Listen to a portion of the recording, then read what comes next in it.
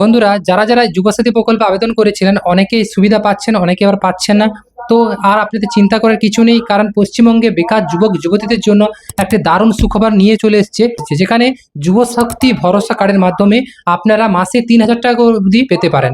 আর এই টাকাটা কিভাবে পাবেন বা এই যুবশক্তি ভরসা কার্ডটা কি, কিভাবে আবেদন করবেন এবং কবে থেকে এই আবেদন শুরু হচ্ছে, অনেকেই জানতে চেয়েছেন। তাই আজকের ভিডিওতে সম্পূর্ণ বিষয় নিয়ে আলোচনা করব।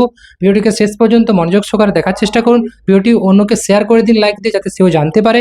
আর অবশ্যই আমাদের চ্যানেলে নতুন দর্শক হলে চ্যানেলটিকে সাবস্ক্রাইব করে পাশে থাকুন। দেখুন, এই যুবশক্তি ভরসা কার্ড আসলে কি, আসুন মূল তথ্যে যাই এবং স্টেপ বাই স্টেপ আপনাদেরকে বলছি। তো এইবার আসি বন্ধুরা মূল তথ্য, অর্থাৎ এই যে যুবশক্তি ভরসা কার্ড, এটা কি। তো বন্ধুরা, বর্তমানে রাজ্যের বেকার যুবক যুবতীদের জন্য যুবসাথী প্রকল্পের মাধ্যমে যেমন ১৫০০ টাকা করে দেওয়া হচ্ছে, আবার অনেকে এই প্রকল্পের টাকা পাচ্ছে না।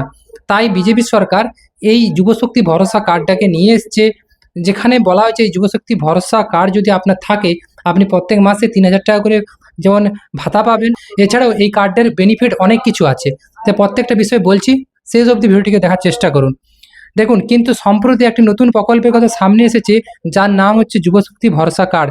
এটি মূলত একটি নির্বাচনী প্রতিশ্রুতি হিসাবে সামনে আনা হয়েছে, যেখানে বলা হচ্ছে যদি সংশ্লিষ্ট দল, অর্থাৎ এই মুহূর্তে যদি বিজেপি সরকার ক্ষমতায় আসে, তাহলে আপনারা যেখানে যুব সাথী প্রকল্পে ১৫০০ টাকা করে পেতেন, তখন আপনাদের ৩,০০০ টাকা করে আপনাকে দেবে বিজেপি সরকার, এবং যুবশক্তি ভরসা কার্ডটাকে আপনাকে আগে তৈরি করে দেবে।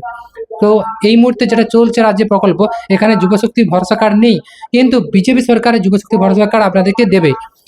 প্রকল্পের মূল সুবিধা কি কি এটা জেনে নিন। এই কার্ড বা প্রকল্পের অধীনে কি কি সুবিধা কথা বলা হয়েছে এক নজরে আমরা দেখুন।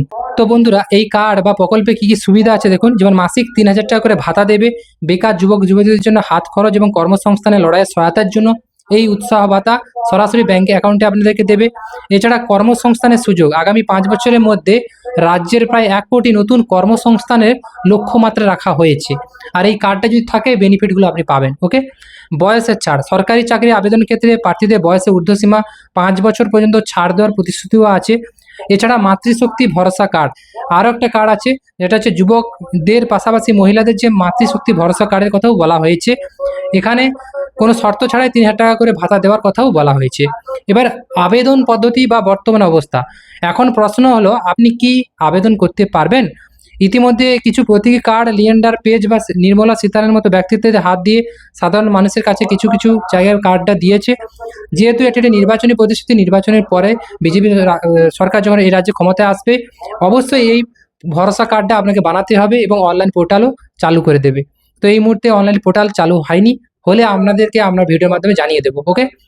ভোটের পর যদি সরকার আসে, অবশ্যই এই কার্ড আপনারা পাবেন। তাই ভোটের আগেও এটা নিশ্চিত যে বিজেপি সরকার আসছে, আর অবশ্যই আপনারা এই বেনিফিটটা পেতে চলেছেন। ওকে। তাই আপনার মতামতকে কমেন্টে লিখে জানাবেন, আর অবশ্যই ভিডিওটিকে লাইক দিয়ে শেয়ার করুন। চ্যানেলটি নতুন হলে সাবস্ক্রাইব করে পাশে থাকুন। আবারও দেখা পরবর্তী ভিডিও নিয়ে। ভালো থাকুন।